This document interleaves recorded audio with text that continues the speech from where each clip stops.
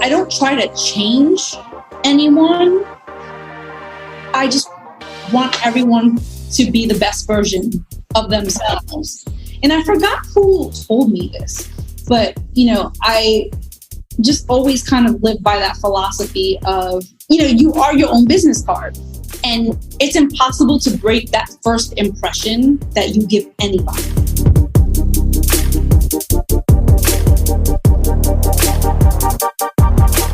Fashion stylist Michelle Ten is one of the most glamorous and hardworking people that I've met in the industry.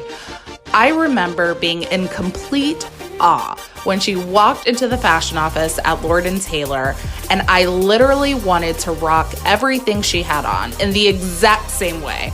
It's no surprise that Michelle Ten has become one of the most respected and sought after stylists in the industry. Those who know. Now, Michelle's New York roots, along with the business training from her father, a local professor, and the carefully curated style from her mother and aunt, would lead her from styling hip-hop greats at The Source magazine to commercial television series like Disney's High School Musical. She currently owns her own agency and coquito business, which I love, called Coquetin. What I love most about Michelle is that she always puts her best foot forward and in turn brings out the best version in others. So check out our conversation. I hope you're inspired like I was.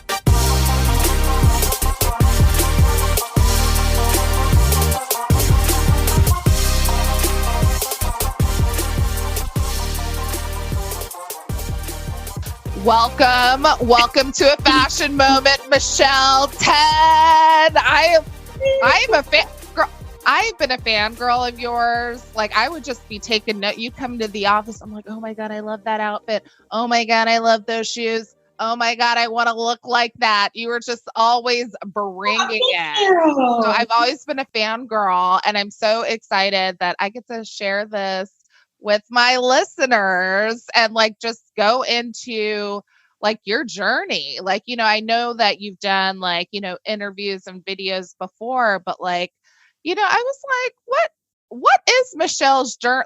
Let's start from the beginning. I want all the tea on what was going on, your inspiration. So I would love to start from the beginning. So where are you from, and where'd you grow up? Well, I am of Puerto Rican descent. Yes. But born in New York. Both of my parents were born in Puerto Rico and met stateside. And we moved around a handful of times, and it was mostly Queens and Long Island. But my parents have businesses in the Bronx, and a lot of my mom's family lived in the Bronx. So I spent a lot of time there as well. My dad was a college professor at BMCC, Hunter, different colleges. So, he would take me to class with him sometimes. Yeah. I didn't know that. I didn't know your daddy was a professor. Oh my goodness. Yeah. And so he would take me to class sometimes. And then, he taught Spanish and English as a second language, but the handful of times that I went to class with him, it was his Spanish class. But I remember that I would help him grade the exams at night. Yeah, he would have me do spelling parts and, multiple choice stuff, because he would come home at night with this stack of tasks, and I'd be like, oh, how can I help? And I would just sit there and help him grade the exam. That is a godsend. Well, I mean, where did your, inspiration and love for fashion come from? You're always so glamorous as well. Thank you. Well, no, I mean, I can argue that I'm an old soul that came back with this, but, ever since I was a kid, I was always really into fashion, into clothing. I always wanted to wear, frilly dresses and shiny shoes. my mom and my aunt, I mean, they were in their early 20s at the time. So, they always had, like the latest, the Jordache, the Sergio Valente, Yeah. Gucci bags and stuff like that. So, like I saw them and, props to my mom because she really she really prided herself in dressing us up or, just really, like we were just always like really well put together. Yeah. And, we were those kids that everyone was like, oh my God, look what they're wearing. They're so cute. Like she would make us headbands and barrettes and, my uncle's sister-in-law was a seamstress. Wow. And I would, so my mom would have like my birthday dresses made, like holiday dresses, special occasions and stuff like that. And, granted they were in like the most itchiest fabric. The name is escaping me, but I whatever wasn't lined, I just wanted to Lord, tear it apart. But I would literally go to visit the seamstress. First, it started with the Barbie catalogs. Oh, that yeah. came with dolls. Remember, like they had all the different Barbie dolls and all the different clothes you can get them and stuff like that. And back then it was mainly like Halston and Bob Mackie. Yes. Finding these dresses for Barbie, and I would go to the seamstress. Literally, and I would circle the photo, and I'm like, I like this, and that. I love it. She's been like, this child is out of her mind, but okay. I love it. You started early. I did. I didn't want to wear pants. I just wanted to be in dresses and Mary Janes. Do you wear pants now? Yes, I do. Yes, I do. Yes, I do. Running around. Yeah, we do too much running around. I mean, every once in a while, if I need to, profile, clients around and whatever, then but even still, like I like to find pieces that are, interesting, that have something kind of just, even if I am wearing just a pair of just a t-shirt and jeans with sneakers, like I still want all those elements to be the curation. Yeah, I still want it to be interesting, to have a twist on it. I love that. You used these gifts of yours and you applied to FIT and studied there. Now, what did you major in? And I think it's interesting, your choice, given all of this creativity, but then it also makes sense. Before I went to FIT, I went to Nassau Community and got my associates there. When it came, in high school, when I had to figure out a major, I had no idea what I wanted to do. And I just remember, I was watching some interview on TV, and the person said, pick a job that you love and that you're going to enjoy, because that's what you're going to be spending most of your days doing. So when I thought about that, and I was like, well, what do I enjoy? And I was like, clothes. But I'm not, I suck at drawing. I don't, in home ec class, I got an A in cooking and an F in sewing. So I was like, all right, I'm not going to be designing clothes. So I majored in fashion buying and merchandising. And actually it was back then at Nassau that my internship was at Lord & Taylor in Garden City. What? Yes. So by the time I met you, it was like this really odd, full circle of stuff, because I did my internship in the visual merchandising department. Wow. And I was lucky enough that before my internship was over, they hired me. Wow. To be a merchandiser at the store. And, once I got to learn the intricacies and the hierarchy of it, I was like, well, I want to do more. And, even as a kid, I wanted, I was like, I want to be like Anna Wintour. I want to be the editor in Vogue. So when it came time for me to apply to FIT, long-winded ass answer, it's fashion buying and merchandising. That was Nassau, sorry. Advertising and marketing communication. Yes. Was my major at FIT. Because I didn't want to do design. I didn't, that just wasn't that wasn't my forte. And then, throughout the electives that I took while I was at FIT, that's when I started figuring out. I mean, I had worked in retail. I worked at a sales showroom.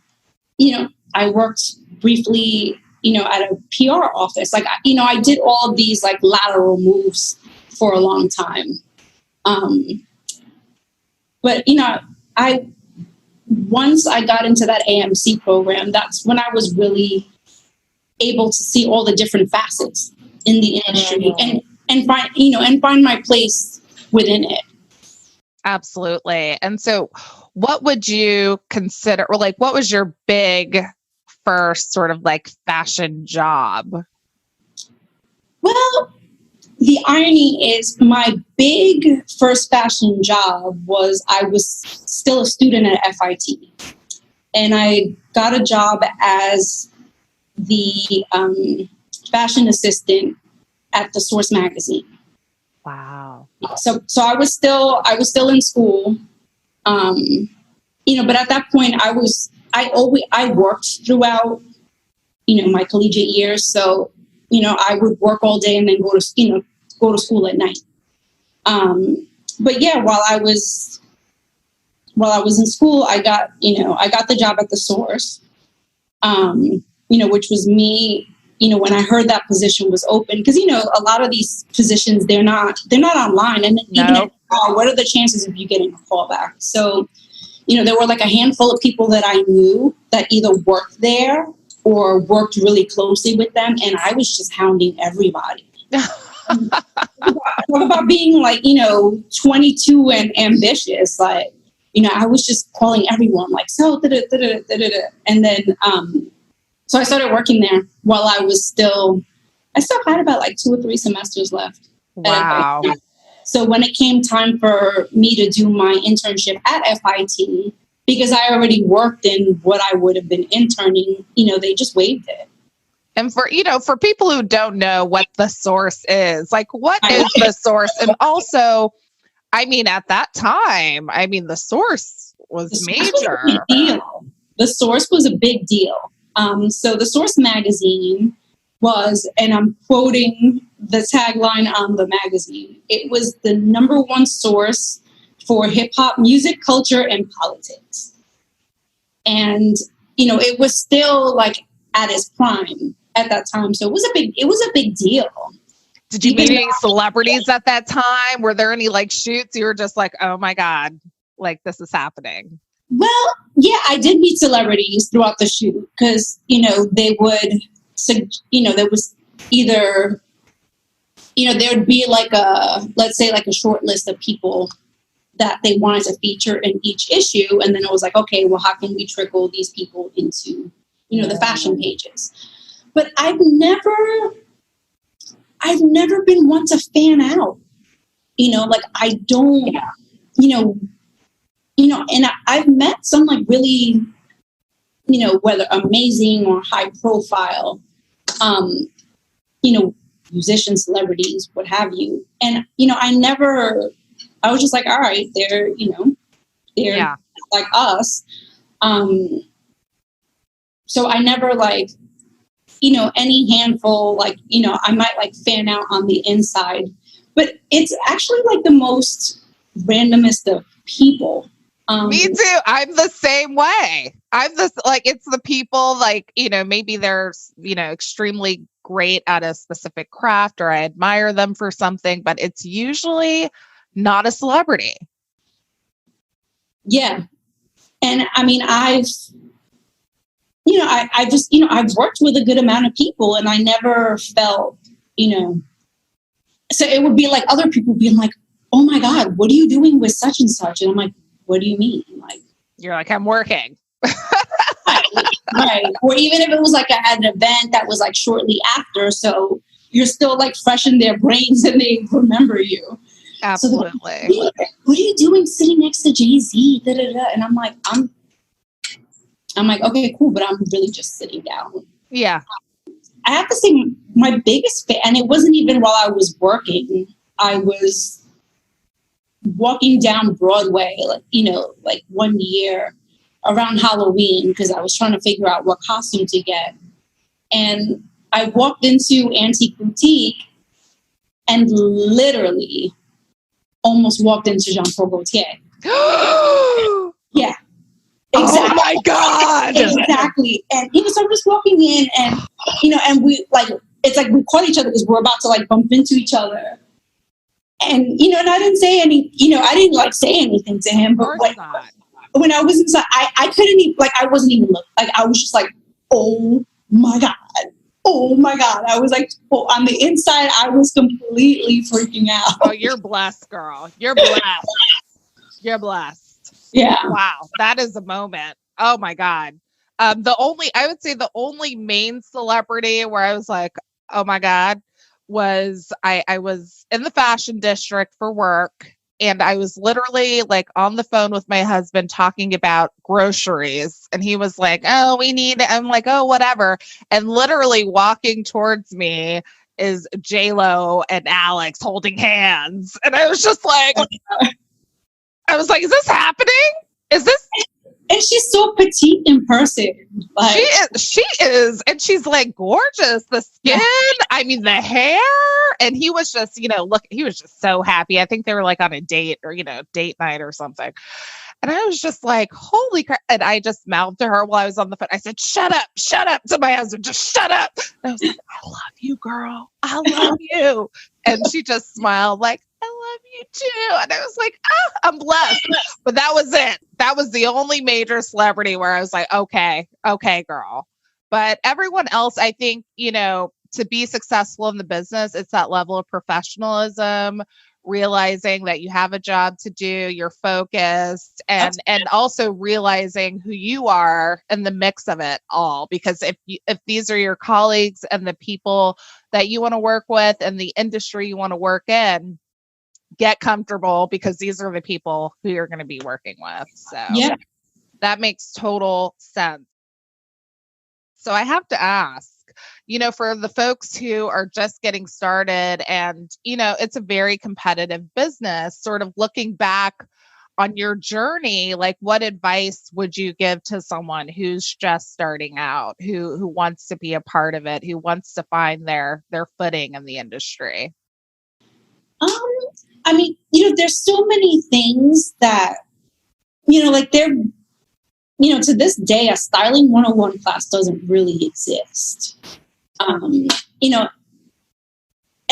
there have been some like, online courses that I've, seen other stylists, begin to implement. But I think one of the most important takeaways for me from all of it is you really have to understand that it is such a larger scope of actual work that needs to be done besides picking out cute clothes. Having an eye for fashion, knowing how to put clothing together, knowing how to, whether it's translate that, editorial sense of an idea of, whether you're creating the story with clothing or you're dressing a celebrity, especially nowadays, it's so prevalent that, people are using, whether it's an influencer or an executive that you're dressing, those people have their own personality and their own things that they're willing to wear and not wear. So it's important to be able to put that vision of who that person is together and elevate it. There's a lot of, whether it's negotiation, paperwork, invoicing, accounting that goes into it that people don't, they don't get it until they're in it. And if you're not prepared to do all of that, which I will say I've learned so much from every mistake that I've made, those are all things that you have to equally be savvy in, or surround yourself with people that are.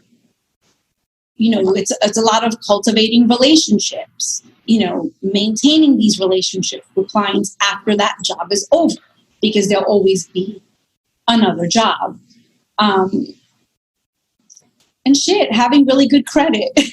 Hey, because, if I'm just making this number up, if I'm told that that my wardrobe budget is $5,000, I'm going to show up with easily $25,000 to $30,000 worth of clothing, so that you can walk away with the $5,000 that you asked for. Wow. And having good credit, having the relationships with the stores so that you can do consignments and studio services, and also realizing all the legwork, because it's really a grind when it comes down to that. This job that I was, when you and I first, I think we were talking back in September or end of August, and I was about to go into this really big project, and I was there's just, that was my 3 hours of sleep, and I'm I can't, there was just so much to do. And then, when you have to dress a large ensemble cast, I can't, even if I tried, I cannot shop for 11, 12 people by myself. No. Especially in a short period of time. Because, for you can go on for months talking and discussing ideas, but when that trigger is pulled, it's always at the 11th hour. It's always. And I mean, COVID has just presented a whole other layer of obstacles and, just things. Everything's just operating differently. It doesn't matter what industry that you're working in. So, as far as styling is concerned, it's something that would take me a day to shop might now take me 3. Wow. Stores, every store that you walk into has a different season of merchandise, and the bulk of it, it's and in New York City, it's you can find anything. And I would, find myself going to stores and they're like, oh, it's online. Wow. There's so much more availability of merchandise online than there is at the stores. And I don't, for projects, I don't love online shopping, because I want to see it, feel it, because, understand the sizing, everything runs differently. So, that in itself presented a whole other layer of challenges. Not to mention stores that are open when you buy it, and by the time you go return it, they're either on a liquidation sale or just already out of business. All right, buy yourself. Or, we're not accepting A, B, and C merchandise back because of it. Wild. It really is. It really, really is. Well, you have so many people that you're working with at any given time. I'm curious, what do you do to sort of tap into, okay, this is who this person is, and sort of sparking the vision for the look? Is there something in particular that you do? Do you have interviews with people? How does that typically work? I rarely ever get to speak to the person that I'm dressing before. Wow. I can count with one hand in the past 20 years, the amount of, so a lot of it is, I go through their Instagrams. If they don't have Instagram, I Google them.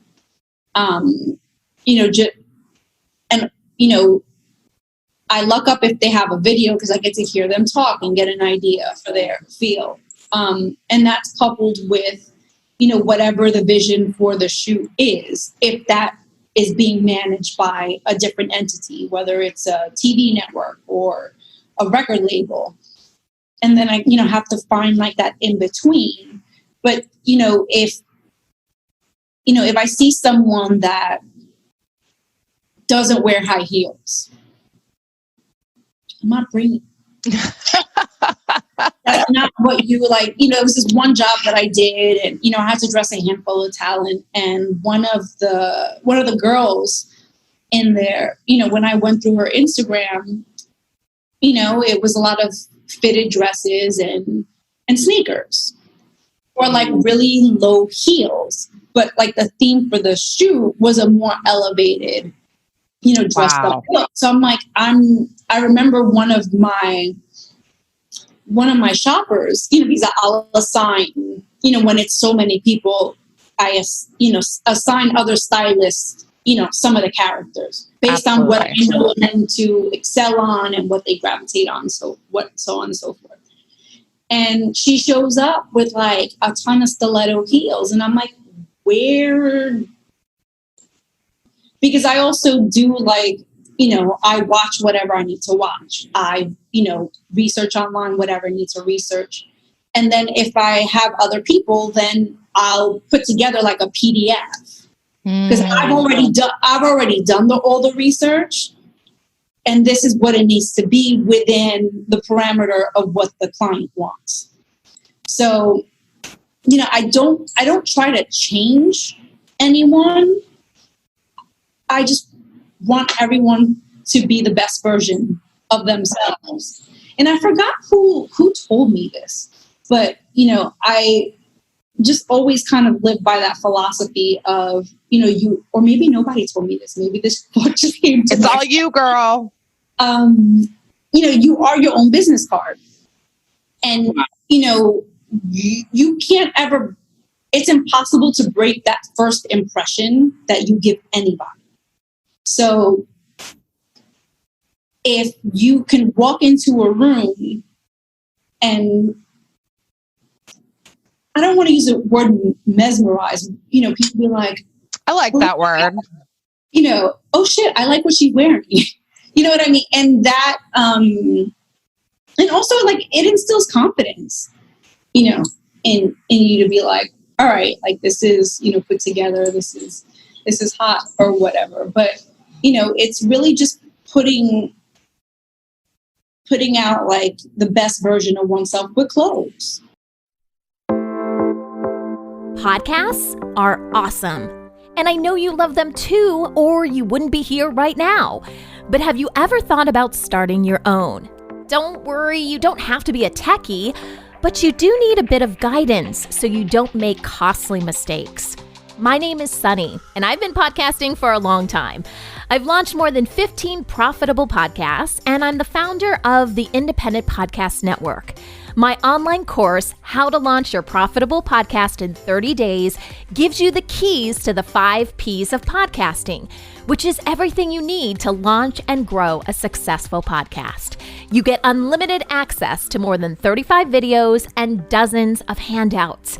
And when you purchase my course, you're also supporting this awesome podcast because they're getting 50% of the money when you use their special link. How cool is that? Let me help you get started with your podcast. Go to podcastareawesome.com/fashion. That's podcastareawesome.com/fashion. I love that. I mean, that's how I felt when you walked into our office. I said, who is that? I mean, I am such a fan. I'm such a fan. And, even though it's been a minute, I'm always like, I wonder what Michelle is up to. And I wonder what she's wearing. I wonder what I'm sure she's working, but like, what is the it item I should be wearing right now? Like, you're one of my inspirations for like style. I mean, what are your like what are your sources for, like whether it's like clothes or how you get inspired to wear or buy the items that.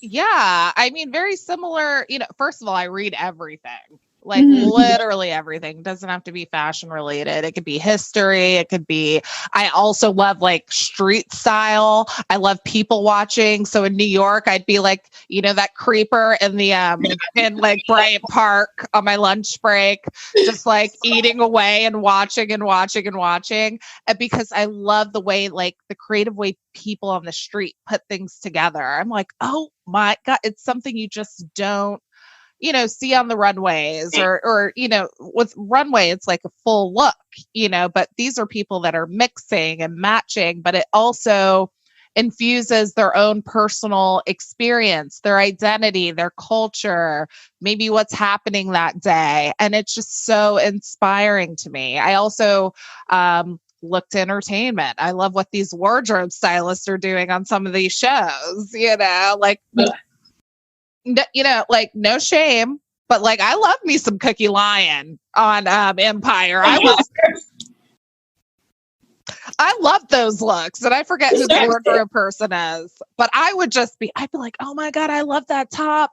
I think I got like a first stole or something that she was wearing on one of the shows, and it was like on clearance too, and it was like, like color blocked. It was dope. I was like, oh my God. So, I feel like inspiration is everywhere. And I'm a little, I think it's also important to know yourself, like the things that you connect with. Like I love some glitter. I love bold colors. I love some fur. PETA, don't come after me, please. I mean, same. So a little silver, a little gold, so yeah. It's just, there have been times throughout life where I'm like, oh, maybe I should, tone it down or, when you're in these certain situations and you're looking for yourself and you're finding yourself, it's like, no, if this is who you are, embrace it.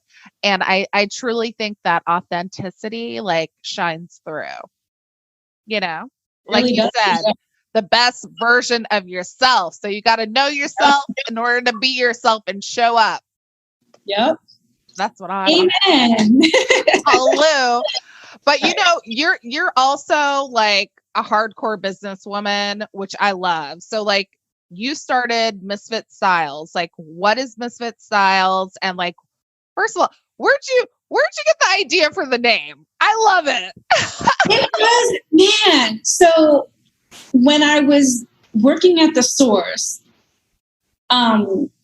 me and a handful of my girlfriends who were all still,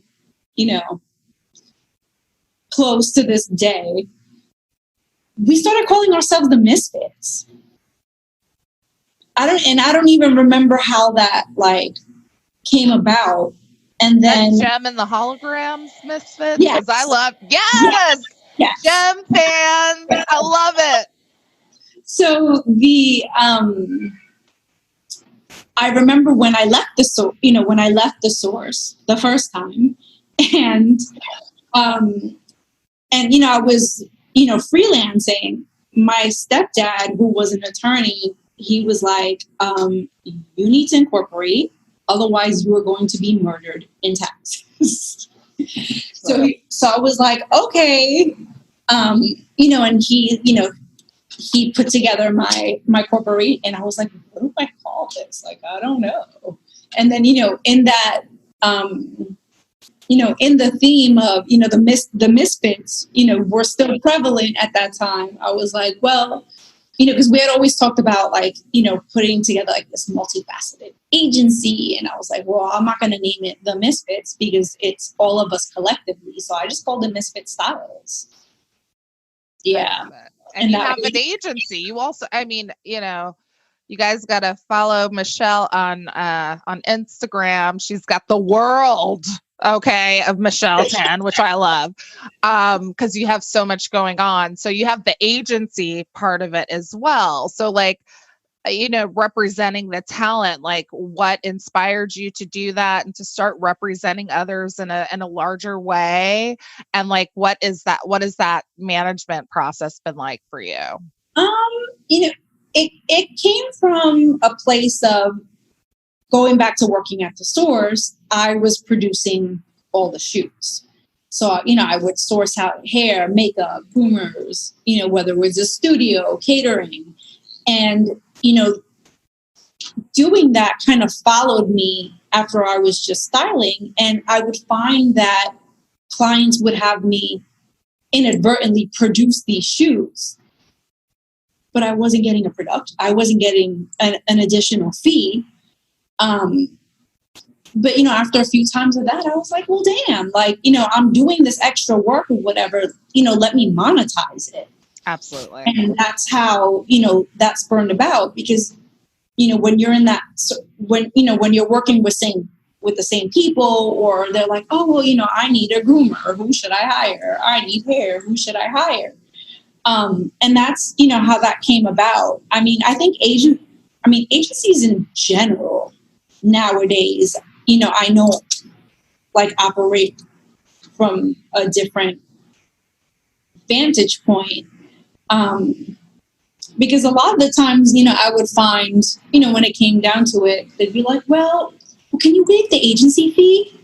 Because so then, and sometimes you do it. And then sometimes you're like, well, I'm basically doing this for free. Yeah. So, that is, so I give, and I mean, I'm small in that sense. Like, I've shifted I've shifted my energies a bit, but, it's still there. I love bringing people together. How do you find the talent? Like, how, some of these new generation folks, like, I'm like, come on, where's the hustle? Like, where do you find the talented people to build your team? I mean, it came from, it was really born at the source. Wow. Because if I'm producing, let's say, 2 or 3 stories every month, I'm hired, I'm constantly hiring people, and, there's that variable of talent not being available the day that you're shooting. And then there's the other variable of, if you're shooting, an artist, they want their people. So it might be like, oh, that person only uses X for makeup and Y for hair and Z for grooming. So then you end up, bringing those people in. Wow. And that's kind of, how over the years, like I met people and, colleagues that I still work with and love dearly to this day, because it's been so many years. Wow. But I know, like, a lot of that stuff, a lot of it's been, really challenging. And, keep in mind when we first started out, the internet wasn't what it is now. There was no such thing as social media. So wild. Yeah. So that, brings a whole other layer in that, you have to, like, be accountable for. But I just really think the most important way of getting and maintaining your clients is, doing good work. Absolutely. Keeping your relationships strong. Not having meltdowns when things get changed, when directives get changed last minute, or, being prepared.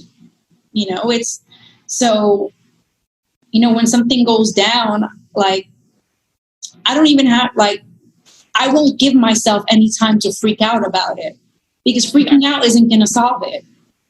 Yelling at someone isn't going to solve it.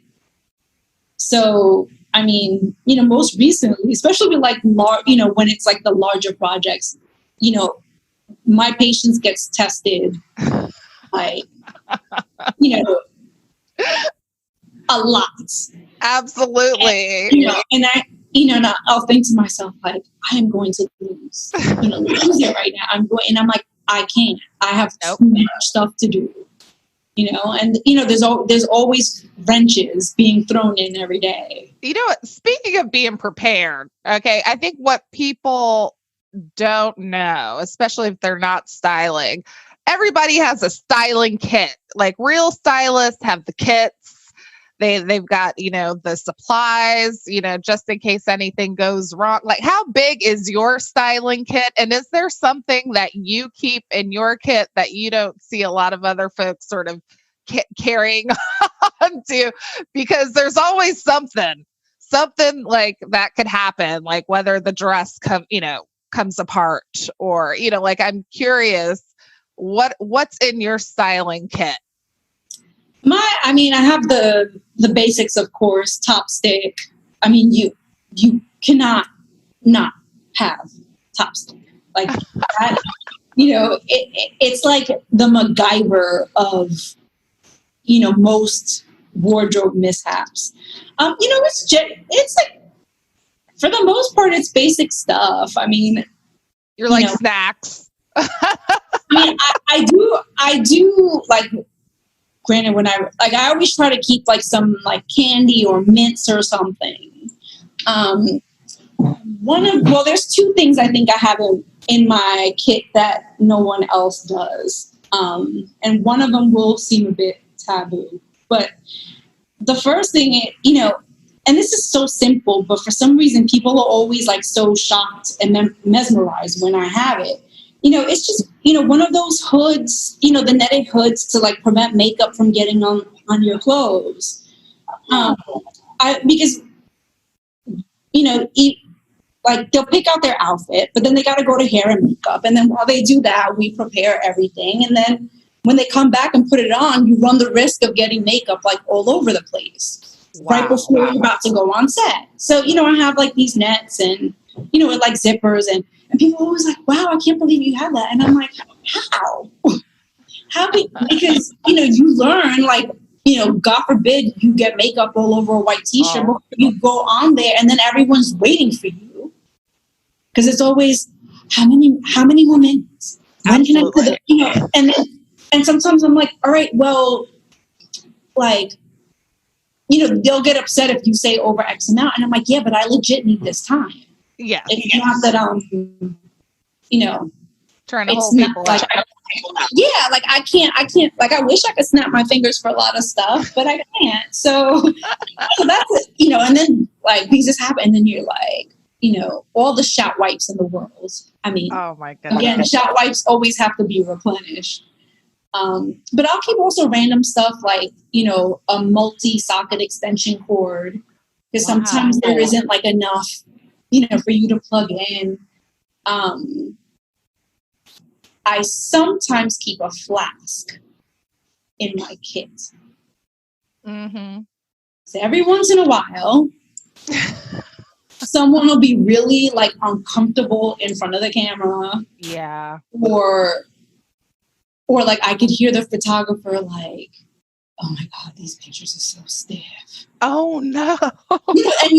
Because it's like you see them like, and they're, and then there's those like behind the scenes conversations of, these photos look really stiff or strained or whatever.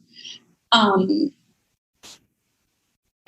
if I feel comfortable, if I don't think like someone in corporate is going to like freak out. Yeah. Freak out. What, there've been a handful of times where, because I'll talk to them and I'll try to convey the message without saying, yo, because you have to find like that tactful way. So if I see that little thing, and I was like,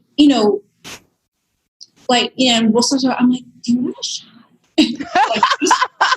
Because you see it, like if someone's nervous, you see it, and then it's like it just folds everything up.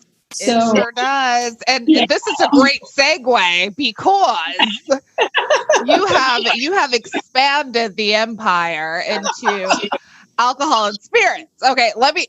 I got. Is it Coquito? Yes. Woo! Got it. So. Where in the world did this company, how did this happen? First of all, number one, and number two, I'm going to have to get my hands on a case or cases. I'm in the DMV area and I'm like, where can I place my order? But please tell tell us what, like, where'd this company come from? Like, what inspired you to get into this space? Well, for those that don't know what coquito is, it's the best way to succinctly describe it is the Caribbean equivalent of eggnog. So, it's like the classic recipes, heavy on dairy and sugar and coconut and rum. Yeah. So, I've made it for years. It's a recipe that was handed down to me. And I kind of, for so long, I took that for granted. I'd be like, all right, when I want some, I'll just make it. Or, if I'm going to holiday parties, I would, take it as a gift. I would gift it to clients that I knew liked it. And that's how it was for like a really long time. And then, one year I gifted to my friends who were starting an alternative health and wellness. Yes, like, community based, like dinner series. And, they eventually, like, they were, making, snacks and treats and stuff like that. And coincidentally, I used to work with him at the source. So I gave them a bottle one year and they were like, they weren't familiar with it. So, I gave them a really brief history lesson on it. And I was like, you guys should maybe think about like offering this next holiday season. I don't think anyone's, positioning it in that way. It could do really, well for you. So, when that year cycled around and, they placed an order, I made it. My aunt sees me, like, I go to visit my aunt and she's like, what are you doing with all these bottles? And I tell her, and she was like, oh, I should gift it to my vendors as well. Put me down for like X amount. So I was like, all right, cool. And then a few days later, a friend of mine came over and she works for, for a large spirit conglomerate. And she's Puerto Rican. So, she comes in and I'm like, oh, I just made some. Like, do you want? So, she tries and she's like, oh, I should give this to my bosses. But can you make it with, with cognac? And I was like, I'll try, sure. And then after that, like a friend of mine was like, oh, my friend opened a store in Harlem. Why don't you do a pop-up shop? And in my head, I'm like, who wants to buy this? Again, I'm coming from a place where I took it for granted that whenever I made it, I would, whenever I wanted, I would just make it. And and at first I was like, oh, I don't know, whatever. And, so I begrudgingly agreed to do a pop-up shop.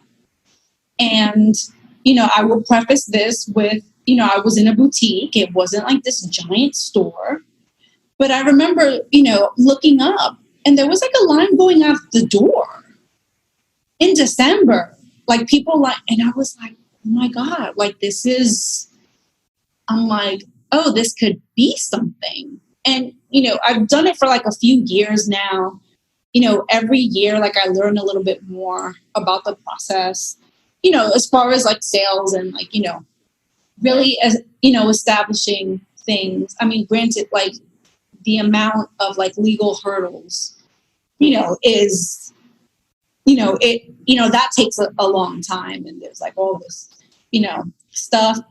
So, I still learn something every year. And that, that's really how it started. It was just like that string of events. And it was all like within the span of like a few weeks, after that initial conversation with my friends carried over into the next year. And then, all of that like happened back to back. You were on like TV too, talking about it. I was like, okay, Michelle. And that was like the crazy thing. Cause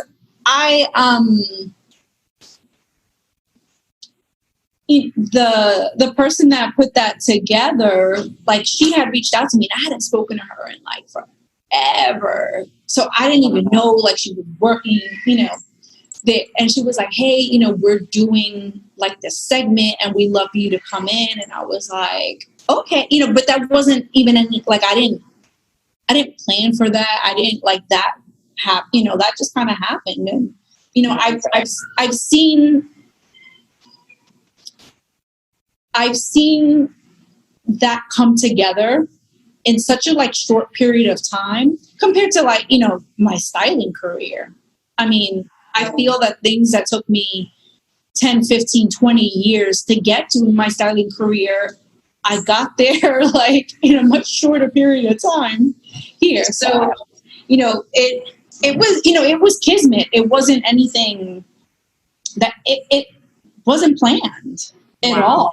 It just kind of came together and I was like, okay, well, let me, run with this and see what happens. And, it just, it continually grows every season. So now, do you have like different kinds? Because I could have swore I saw like a photo and like one of them, it kind of reminded me of like the quarter waters you could buy, in your complex in New York. And I was like, which are the best. I love those quarter waters, y'all.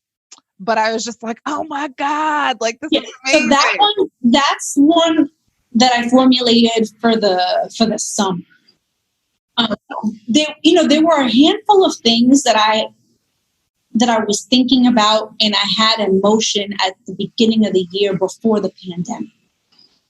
And, one of my goals is ultimately to make this beverage evergreen. It's not, people go mad between Thanksgiving and New Year's for it. I mean, and you can extend it to Three Kings Day. But after that, it's like, like I have a handful of people that will buy it throughout the year, but it's that short window between Thanksgiving and Christmas where everyone just goes insane. So I did that one over the summer as a like, and it did well, given it's a pandemic and I'm not in any like stores per se. But I do like, there's the classic recipe, which I make with rum.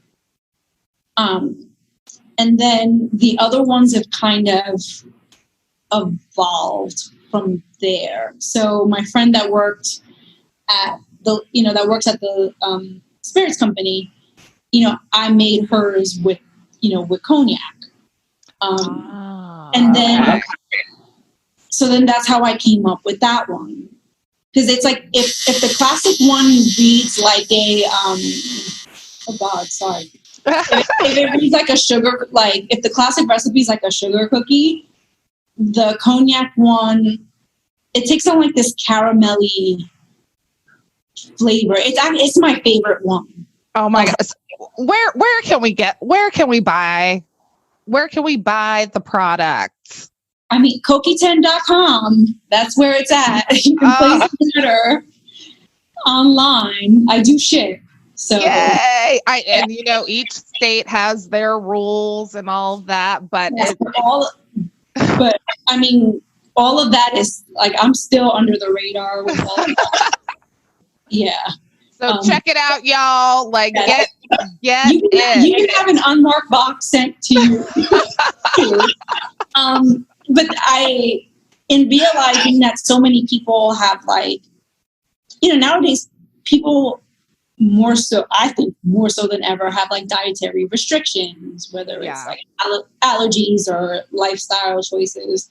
So it took me about like a year to come up with the idea to do a like vegan dairy free version of it. Okay. So that one's like all coconut based.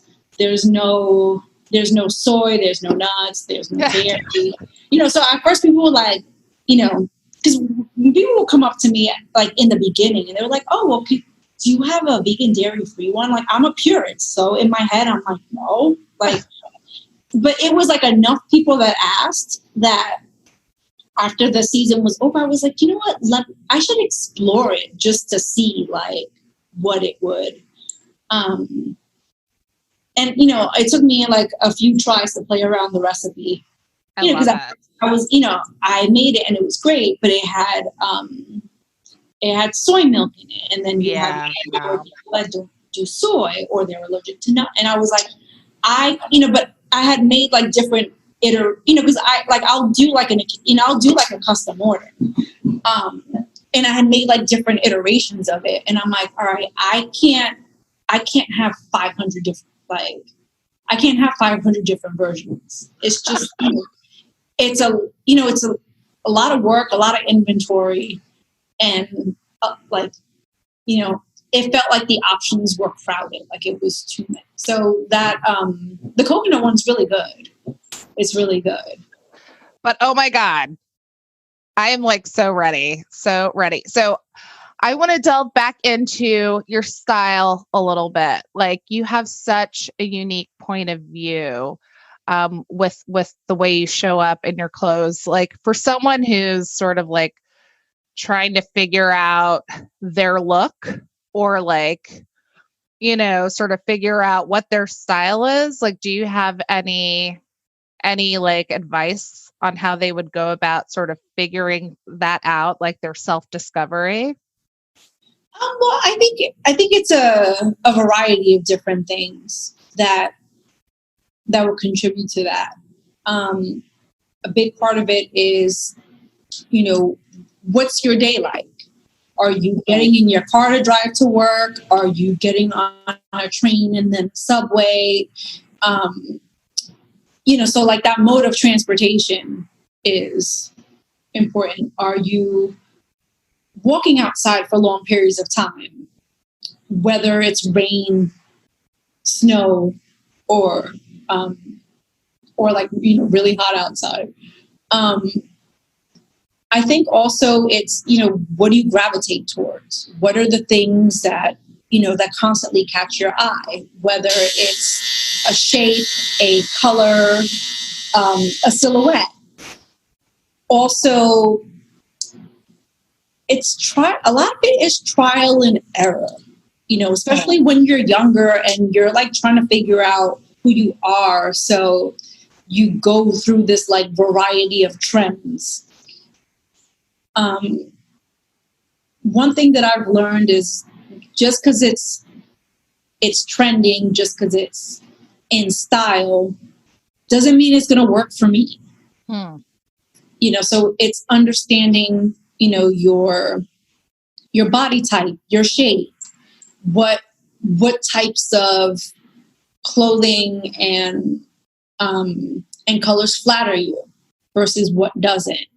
Like, I'll see certain trends. Like, I love like these big maxi dresses, with lots of ruffles. They look so beautiful.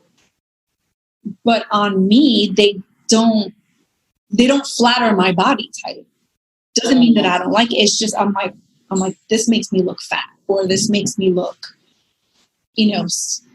something, that's not positive. So, yeah, it's learning that and understanding that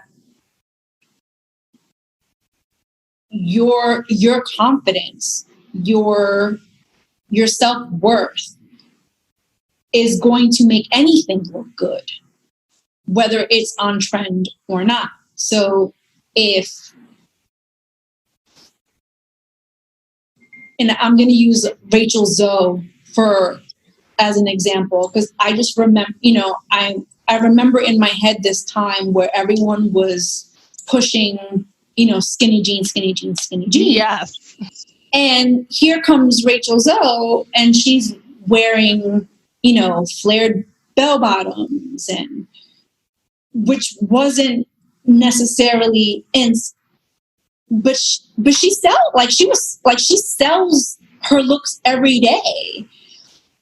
And that, to me, that was like such a like example of, if you find something that works for you, run with it. It doesn't matter if it's quote unquote on trend or style. You'll eventually get to that point where you know what works for you. Love it. So once you have that formula down, I'm like, I love a black skinny jean.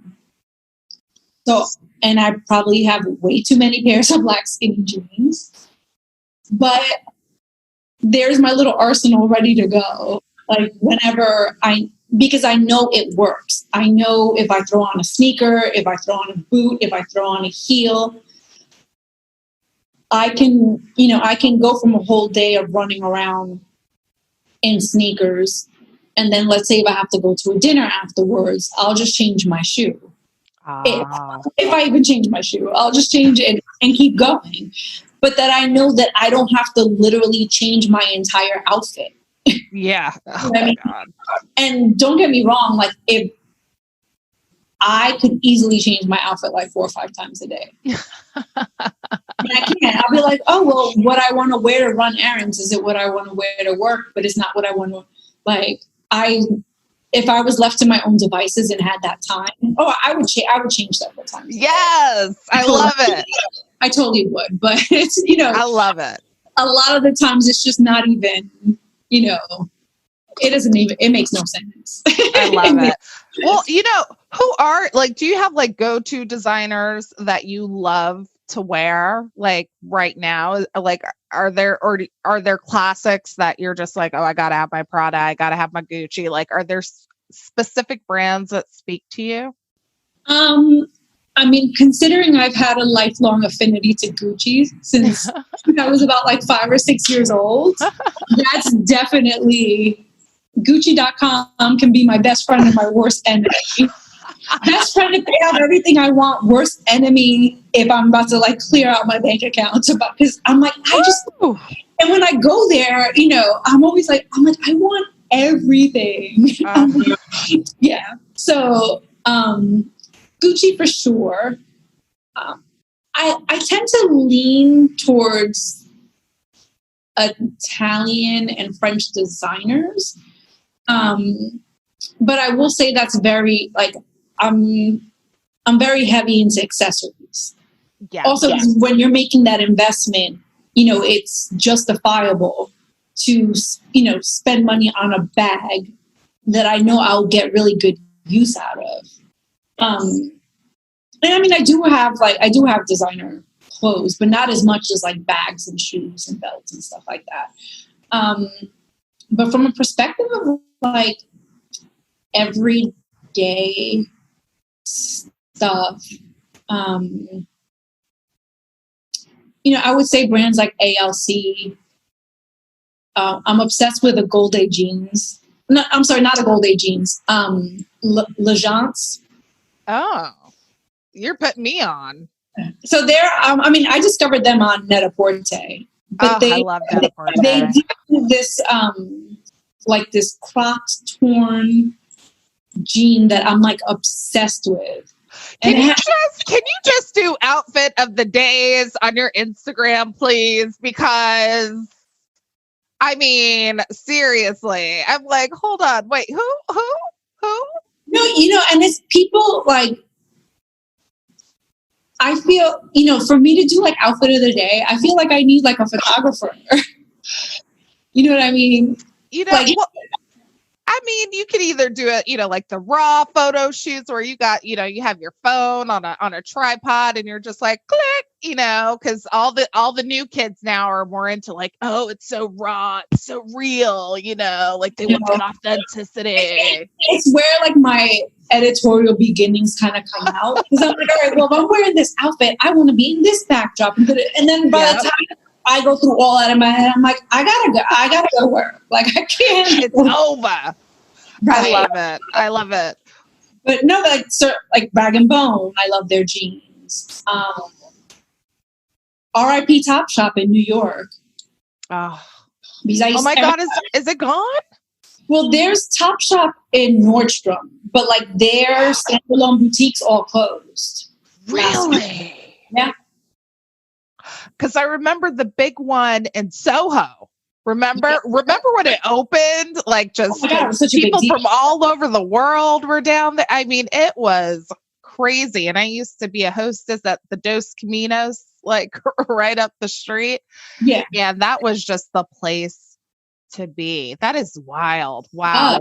I mean, Wow. so they're still online, and they have Topshop boutiques inside Nordstrom. You know, there's 2 Nordstroms now in Manhattan. I haven't been in a retail store like that in a minute. I must admit, I've been doing like online, the online shopping has increased, and just in terms of like the way that I shop, but I tend to stick to those brands that I know. Like I know the fit, I know, but then you sort of miss out on some of the newer brands because you don't have the exposure to it, or you're not in there feeling and really experiencing the brand. Yeah, and also the like some of the department stores will have exclusive items by the designer. I was looking for these Gucci boots. Well, I saw them on Meta. Which ones? Wait, which ones? I might have just deleted the photos because they were. Did I delete the photos off? Let me see. I was looking at them earlier.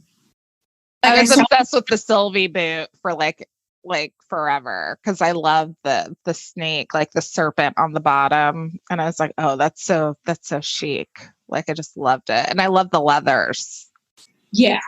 But I had to put them on timeout after that, that one time. But yes. I know they have like the diversity council. Shout out to Brandis, who was on the show. And, they are making the proper steps. But I had to put them on pause and just, hold close my Dapper Dan pieces and just pray that things will get better. So. Yeah, I mean, they, and because I totally like dissect those situations. And, you have that layer of, and I'll generalize it, by people that, best way to generalize it is people in Europe have no idea what triggers people in the U.S. And I'm keeping it general because it can be African Americans, it can be Latinos. So in that instance with Gucci, I immediately saw the reference to Lee Bowery. Wow. That's where the designer, I mean, if you Google Lee Bowery, imagine like Boy George, but like a little further out there. Right. So the designer made that piece with Lee Bowery in mind, not realizing all of the negative African American connotations that came with it.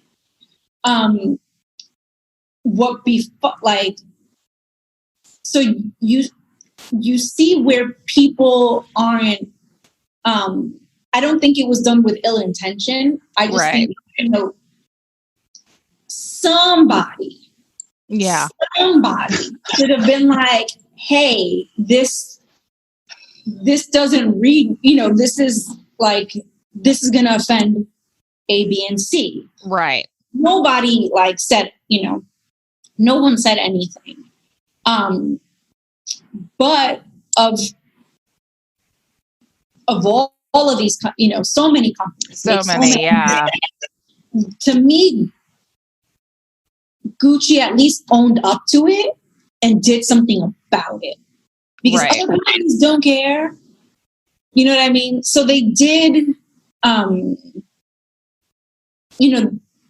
they got the council, they have the head of diversity now. I think, just across the board, especially if there are consumers that are, investing heavily in your brand, sort of listening to them, knowing who they are, I think is important as well. Keeping your at the top of mind. Yeah. And also diversifying, your companies and your teams, I think is so important. And just the move that's happened in the US and around the world. And, these companies realizing just how important it is, to be inclusive, I think is phenomenal. And hopefully, we'll see some of those results in the future. Until then, I'm like, stay away from my credit card.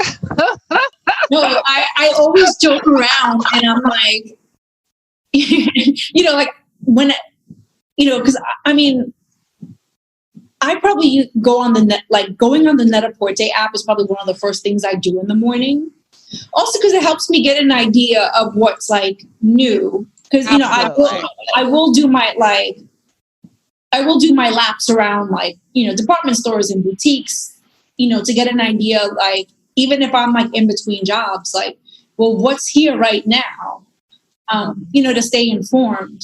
But then if I see something that reminds me of a friend, I text it to them because I'm like, oh, my friend loves a poofy blouse. Absolutely. My other friend loves an evening bag only with a handle on it.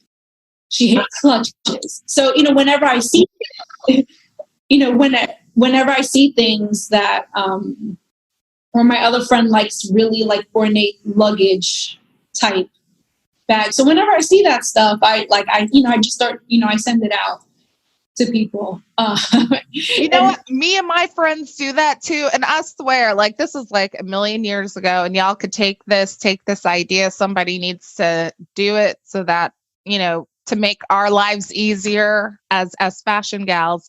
But like instead of sending all these links to each other, I'm like, is there a way we could just send a thumbnail and just like, it's like everything your friends send you, you have it in your phone, like in an app, in a special place so that, you can think about it. You sort of like what Lucky did with the little stickers, but it's in your phone. It's in an app, like my original idea was the glam assistant. It didn't work out because I didn't know any developers and this is like early 2000s, like, so I was just like, oh my God, is there an easier way where people like where, you can share with your friends, your special network of people who know you and just make it easy to just send items that you can consider purchasing? I mean, it's supposed to be way easier nowadays to make an app than it. So I think you should I think you should do it. Girl, I got these 2 kids, I'm out here hustling and grinding. Got this 2-year-old I'm tired, girl. I'm tired, but I will take that. I feel you. And listen, I feel like I live in a perpetual state of exhaustion. So I totally understand. I feel you. Well, oh, go ahead. But if, when it gets to that point where it kind of like tugs at your soul strings, like this really needs to be done. Like, I can't tell you how many times I'm like putting together like overlays and graphics and videos and stuff in bed on my phone, like right before I go to sleep, or I'm like, all right, well, let me just tinker around with this. But no, I mean, I feel you. I'm always, like up until like 2 Saturdays ago was the first day I had off in 2.5 months. Wow. Because, maybe there were some days where it was like, all right, you could sleep in a little bit, but you still have stuff to do. Well, I can't tell because you look like you're drinking lots of water and getting plenty of sleep. Like the skin is like perfection. Like what are you do? Like, do you have a specific diet? Like, like what do you do for the skin? You look great. Full disclosure, I'm on vacation right now. So I wanted to give you a prettier background, but the lighting wasn't letting me. Oh. I was going to set up here, but then I'm like completely. Where are you? I'm in Puerto Rico. Oh, it's gorgeous, y'all. It's like, I mean, it is a beach scene. She's got the beach hair. She's got, the turban on. Like the wind is literally blowing in the trees, y'all. It looks like a postcard. So, I saw like this window where I was like, okay, like I have work to do, but I don't have to be anywhere or meet with anybody. and I haven't had a day off in 2.5 months, I'm like, I am going to break out for like a few minutes. So this is, I was laying out this morning and then I came in to put my face. So, gotta lay out. A lot of this is, it's, yeah. And, like I'll do some work at night and stuff like that. But I just needed to do absolutely nothing. This podcast is called A Fashion Moment. So what we do, we ask our guests at the end, what is your favorite fashion moment of all time? It could be personal, professional, or both. It could be something that you've seen, an observation, but just a moment that was really magical for you. Wow. It's tough. It's tough. I know the one memory that's coming into my head of all things is that scene in Cleopatra when Elizabeth Taylor comes out with the huge like gold headdress and like, that like intense eyeliner, and she's being carried in by all these men into the thing. And it was just like this all gold extravaganza. Like you just couldn't. I have chills because I know the exact scene. Exactly. You're talking about. I mean, how glorious. I mean, she's just like a goddess in that moment, and you're just like in awe. And she looks so stunning. And it's like, that's like, as you asked me this question, that's like the picture in my head. And I'm like, really, of all things? Like, yes, you would be surprised. Yeah. Some of our guests have some very, like, it's just been varied from like childhood memories all the way up to like, I'm doing, Fashion Week in Paris for the last time, so you just never know like what sticks with you.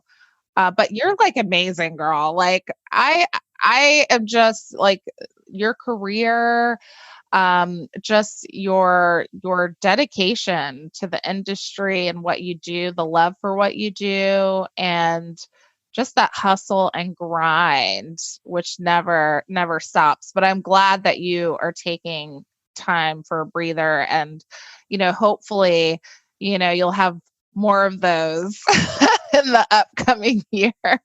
I know. It's, it's just like, I love what I do.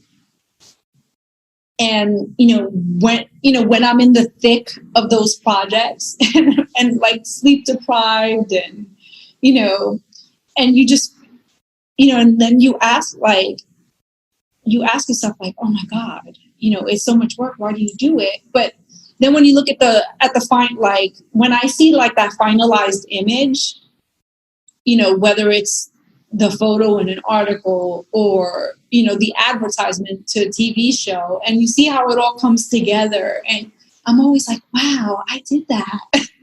And I give myself a pat on the back, and then I go shopping because I'm like, yes! I love it.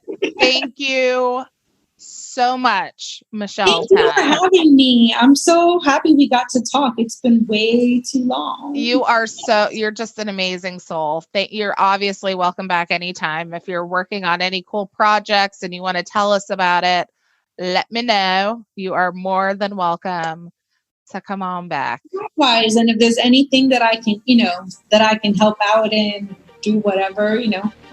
Girl, whatever you want to do. It's your world, Michelle 10.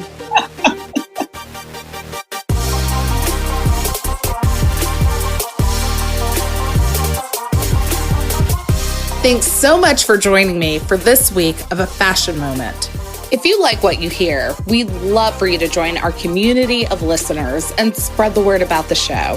We also want to hear from you. Share your favorite fashion moments and dream guests with us by sending an audio clip or email to afashionmomentpodcast@gmail.com. Or you can tag us on Instagram at A Fashion Moment, and you could be featured on next week's episode. And don't forget to subscribe and leave us a review and let us know what you think. Until then, see you next time for another fashion moment.